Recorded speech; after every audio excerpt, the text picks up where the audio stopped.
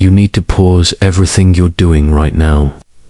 What I'm about to share with you might make you angry or uncomfortable, but most importantly, it might make you feel less alone. There's a generation of men who've made a choice no one talks about. They're walking away from relationships. It's not that they can't find love, but they've decided the cost is simply too high. They're opting for solitude over the battlefield that modern dating has become. While most won't admit it, we're in the midst of the biggest relationship crisis in human history. Everyone is pointing fingers and assigning blame, yet millions of men are quietly dropping out of the game entirely. They're not broken or bitter, they're simply done. Today, we'll explore why. Behind every man who chooses to remain single, there's a story society refuses to acknowledge. Before we go on, I have something special for you, a free ebook, the Female Mind Control Handbook, which reveals the hidden secrets to making any woman desire you. Get it now, link in the description or pinned comment. Consider Marcus, a 34-year-old software engineer, by all accounts a good guy. He was married for 6 years until his wife decided she needed space to find herself. The divorce dragged on for 2 years, costing him $80,000 in legal fees and leaving him with weekend custody of his 2 children. Now, Marcus lives in a studio apartment, paying $3,200 a month in alimony and child support. While his ex-wife's new boyfriend drives the car Marcus is still paying for. I loved her, Marcus told me. I would have done anything for her. But somewhere along the way, I stopped being a husband and became a liability. The uncomfortable truth is, Marcus isn't an isolated case. Divorce rates in the United States hover between 40% and 50%. Men lose custody in 80% of cases, and women initiate about 70 to 75% of divorces. The simplest explanation: on average, women tend to be the most unhappy person in a relationship because they generally experience higher levels of negative emotion. This doesn't mean their negative emotions don't reflect genuine problems, but they are more sensitive to them. On average, a divorce costs men $100,000 in direct expenses, not even counting the lifelong financial obligations that follow. Carl Jung once wrote, "The privilege of a lifetime is to become who you truly are." But for men like Marcus, the question becomes, what happens when the system is designed to dismantle everything you've built in the name of love? Men are silently disengaging, and no one is asking why. They're doing the math, weighing the risks, and increasingly concluding that the potential for devastating loss far outweighs the promise of companionship. How do you look at the woman you love and decide it's time to walk away? The fear isn't just financial, it's about the complete loss of identity. When a man loses his home, his children, and his financial security simultaneously, he doesn't just lose a relationship. He loses himself. Imagine this: you're at a dinner party, and the conversation shifts to gender roles. A man mentions he enjoys feeling needed, being a provider, or opening doors for his partner. The room falls silent. Someone brings up toxic masculinity. The man recoils, confused about what he did wrong. This is the daily reality for millions of men who grew up with one set of rules, only to find themselves playing a completely different game. Alain de Botton observed that the price we pay for being ourselves is that we can never be sure we are lovable. For modern men, this uncertainty has become a certainty. Traditional masculinity isn't just unwelcome, it's actively discouraged.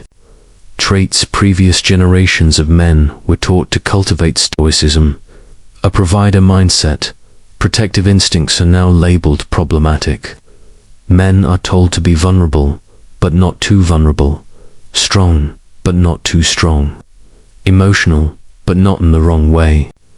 It's an impossible standard that leaves men feeling like failures at being men, while simultaneously being told that being a man is the problem. Consider the modern dating landscape. Men are expected to pursue, but not too aggressively. They should pay for dates, but not in a way that suggests financial dominance. They should be emotionally available, but not needy. They should be confident, but not arrogant. The result, a generation of men who have no idea what women actually want, because the messages are contradictory at best and hostile at worst. I stopped trying to figure out what I was supposed to be, one man told me. I decided it was easier to just be alone than to constantly worry about whether I was being the right kind of man. Women's expectations for male partners have skyrocketed. Over the past 2 decades, fueled by social media, dating apps, and a culture that tells women they should never settle. Video plays. Woman reacting negatively to a car that isn't the Cadillac she wanted. The data is striking. 70% of women on dating apps prefer men who earn over $100,000 annually. A figure only 13% of men actually achieve. 95% of women prefer men taller than them, but only 14% of men are over 6 feet tall. Here's the real issue. Women are optimizing for a fantasy, not a partner. Men are witnessing this unfold and making a rational choice. Why compete in a game where the stakes keep rising, but the rewards keep shrinking? I make $65,000 a year, one man explained. I own my home. I'm in good shape. I'm kind to people, and I've never been in legal trouble. But according to dating apps, I'm essentially invisible. So, I deleted them. Most people won't admit it, but we've created a sexual marketplace where 80% of women are vying for the top 20% of men, leaving the remaining 80% of men to either fight for scraps or walk away entirely. Increasingly, they're choosing to walk away. The tragedy isn't that women have standards. It's that those standards have become so disconnected from reality that they're eliminating good men who would make loyal, loving partners. This is the economic reality crushing an entire generation of men. The traditional male role as a provider has become not just difficult, but nearly impossible for average earners. The median home price has soared by 300% since 1980, while wages have only increased by 80%. College costs have jumped 1,200% in the same period. Young men are graduating with crippling debt into an economy that often demands advanced degrees for entry-level positions.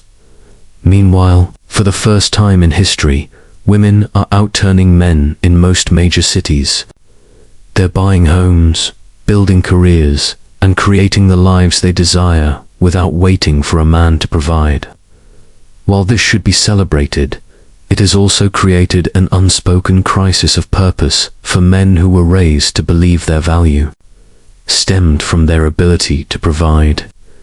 Epictetus taught that wealth consists not in having great possessions, but in having few wants. But try explaining that to a generation taught that material success is a prerequisite for love. Men are choosing to remain single not because they are lazy or unmotivated, but because they are realistic about what they can offer in a world that measures male worth by net worth. His name was David, and he believed in fairy tales. He believed that if you loved someone completely, gave them everything, and prioritized their needs, they would reciprocate. He was wrong. David's story is one of emotional devastation so profound that it rewired his approach to love. After 3 years of marriage, his wife left him for his best friend, But it wasn't just the betrayal. It was the realization that the person he loved most had been planning her exit for months while he was planning their future. I gave her everything, David told me. My trust, my vulnerability, my heart, and she used it all against me. Here's what society doesn't want to acknowledge. Many of these men aren't damaged or broken. They are pattern recognition experts who have learned to spot red flags others miss. They've seen how quickly love can turn to indifference, how commitment can become convenience. They've experienced the unique pain of realizing that the person they trusted most was the person most willing to hurt them. So, they choose solitude, not because they can't love, but because they've learnt that love without reciprocity is just self-destruction with extra steps. I'm not afraid of being alone, one man told me. I'm afraid of being alone with someone who's supposed to love me, Jung wrote. Everything that irritates us about others can lead us to an understanding of ourselves. For men who have experienced deep relationship trauma, that understanding often leads to a simple conclusion. Some risks aren't worth taking twice. Here's the truth nobody wants to say aloud. Maybe these men aren't the problem. Maybe they are the solution. Maybe they're the ones who realized that self-respect matters more than social approval. Perhaps they're the ones who learned that being alone is better than being with the wrong person for the wrong reasons. Maybe they aren't giving up on love. Maybe they're demanding that love be worthy of the risk. What does it say about our culture when millions of men conclude that their own company is preferable to what modern relationships offer? Perhaps men aren't afraid of love. Maybe they're tired of fighting for it alone. Maybe they're not choosing to stay single. Maybe they're choosing to stay sane. And maybe, just maybe, that's the most courageous choice of all.